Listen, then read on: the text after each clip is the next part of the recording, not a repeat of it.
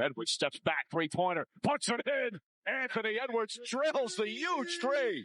Edwards drives, gets inside, layup, banks it home. Anthony Edwards in the clutch. It was an outstanding game. I thought it was pretty well played by both teams. It was, our guys did a good job of staying on the even keel, even when things weren't going well for us offensively. Lead is back to 7 as we approach 2 minutes remaining. Edwards, step back, jump shot, got it! Anthony Edwards, another clutch shot. Largest lead of the game. The young stud saying, LeBron, guess who's next up? Obviously, you guys know how much praise I have for Ant and his development over the years. And, we had a hell of a summer, and I love everything about Ant. Pivotal game 3, and Anthony Edwards is putting the Wolves on his back. This is how it's done, folks. A 29.7 assist, 7 rebound game. And the crowd in full celebration mode as the T-Wolves will take a 2-1 lead. It's Minnesota with a big, big win here in game 3. Anthony Edwards just absolutely feeding off the energy, but so is this guy right here, Jaden McDaniels. Scored a career playoff high 30 points in the Game 3 win at the Target Center. And if you see with this graphic right here, I think he might be the secret sauce to Minnesota's success. You can see what he does when they win versus when they lose. Not to mention, he's their best perimeter defender. He was guarding Luka all night in Game 3, who just had those 17 points. Whoever steps up, though, the margin of error is so small between these two teams in this series. In the postseason, there is no room for error.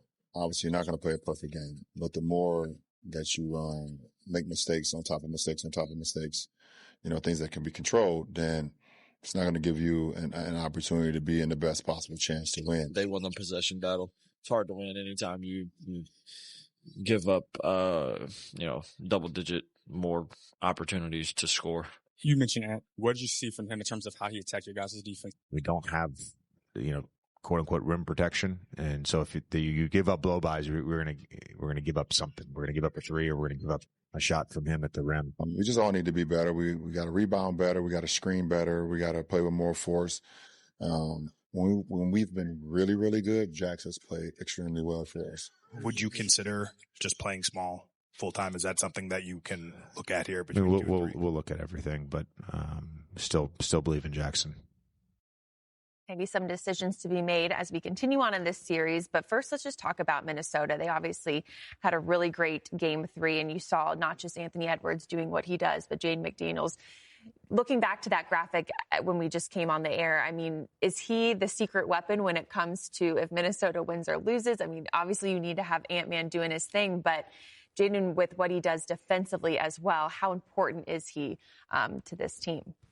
I think it's extremely important. And when you talk about, playoff structure, your stars are going to play like your stars, but it really comes down to the other guys and how well that they can play. When you got a guy that can defend, a Luka for an entire game and give you 30 points. I mean, that's a secret sauce. That's how you're successful. And his ability to create havoc defensively and space the floor for Ant to give him room to work has been really impressive. And this team is coming off, like I said, Western Conference Finals appearance. They've been there. They've got the experience. They know what it takes. And when you're playing against LeBron and the brain that he has, you have to be on point with everything that you do. And I feel like the way they came at them in Game 3 was excellent. They're going to force the Lakers to eventually have to play small. And that, I think, pays dividends to Minnesota with the length that they have and how they can protect the rim, because there is no rim protection on the other side. Mm-hmm. Anthony Edwards with those 29 points, 8 rebounds, 8 assists, a near triple-double for him, just doing a little bit of everything. But Wesley, I want to ask about Julius Randle, because he didn't get to play in the playoffs last year with the Knicks being hurt. And it just seems that he was itching to get to the playoffs, itching to play, and then obviously now maybe showing Minnesota fans like, hey, the trade was good. I'm glad I'm here in Minnesota. I know you guys loved Cat, but I'm here to work.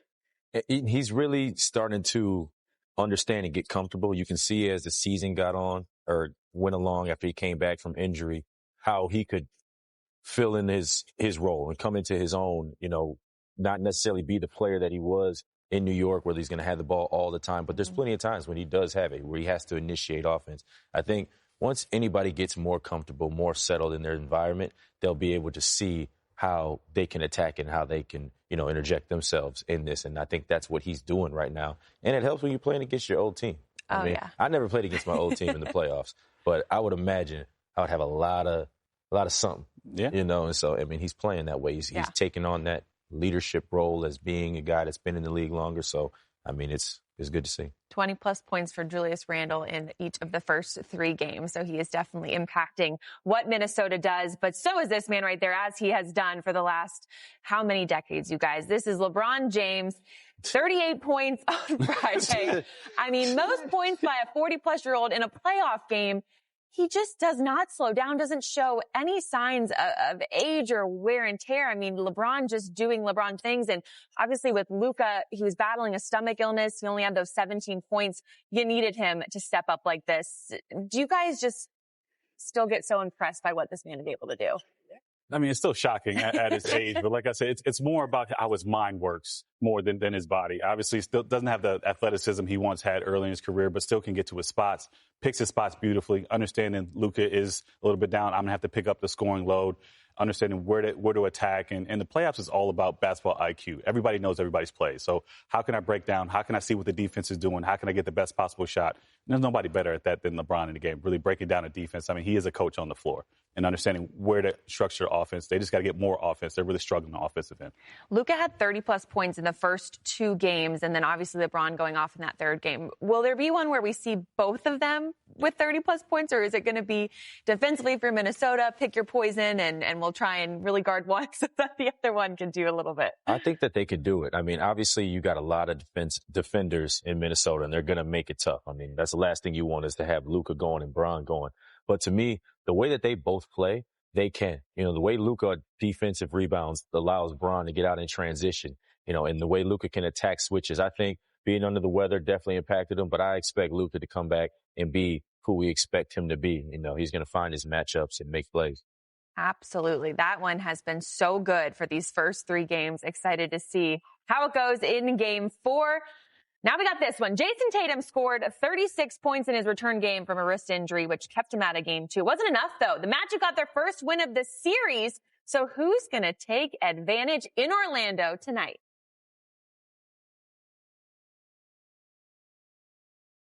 Welcome back to Playoff Central Live. It's an uncharacteristic game for the Celtics in terms of shooting, especially from the perimeter. Derek White tried to keep them in it in the end, but this man right there, Franz Wagner, could not be stopped. 32 points for him in 37 minutes.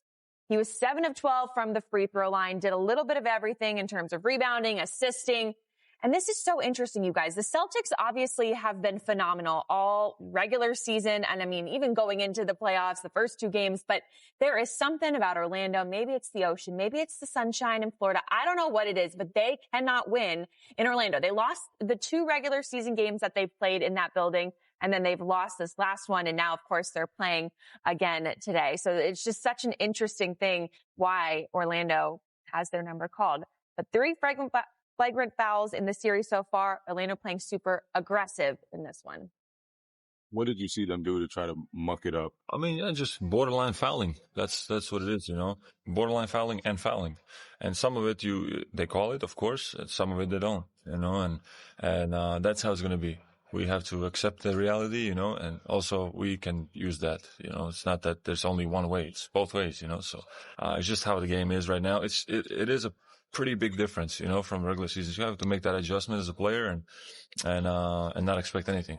I don't know. It might be a fight breakout or something because it's starting to feel like, it's not even basketball and the refs is not controlling the environment. So it is what it is. If we want to fight it, out, we can do that. We can fight to see it go to the second round. He's already calling out that there might be a fight in this series. Maybe the most physical one so far, at least in the Celtics' eyes. What do you guys think of it? Do you agree with Jalen? Is it something like, hey, this isn't even basketball anymore, the refs need to do a little bit more? Or is this just the playoffs, baby? I mean, that's just the playoffs. Okay. For us, I mean, we somewhat, I guess, old heads, but that's checking, no free cutters, foul after the foul. I had some coaches tell me they can't call every foul. I mean, that's kind of the ideology of the playoffs. You're tired of seeing each other. You always see each other. It's the same team. But at the same time, like Jaylen Brown said, we got to get to it. We're trying to do something. We want to get to the second round. Y'all in our way.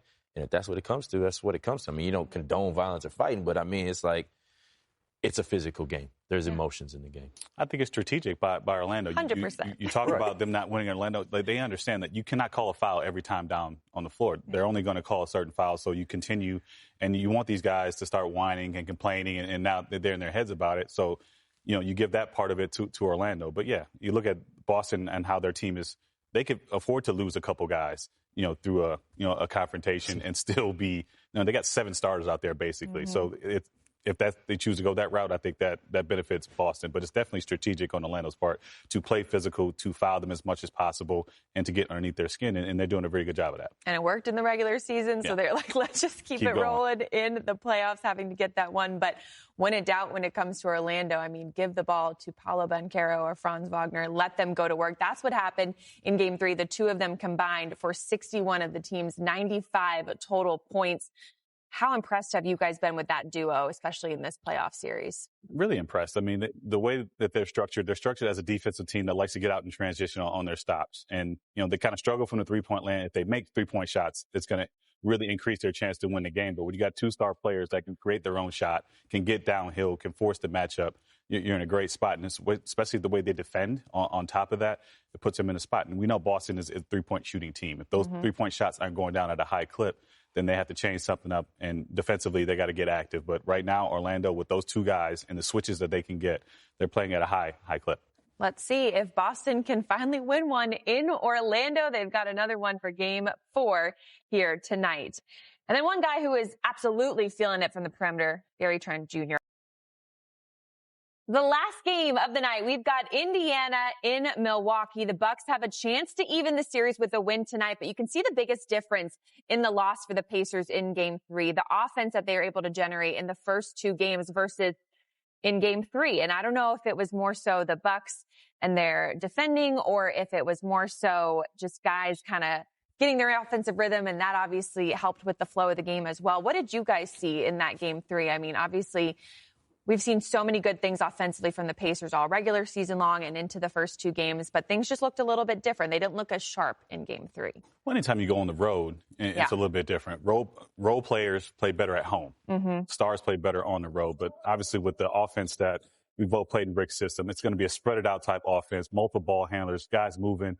But if you can physical that, slow them down, get them into a half-court game like Milwaukee wants to play, and that plays to more of their speed. Giannis can get into the paint. They can spread but it's going to come down to how well Milwaukee can defend this offense with the spread that they have. And it caused a lot of different actions. They got big guys that can shoot threes. They got guards that can create space. You got Halliburton in transition.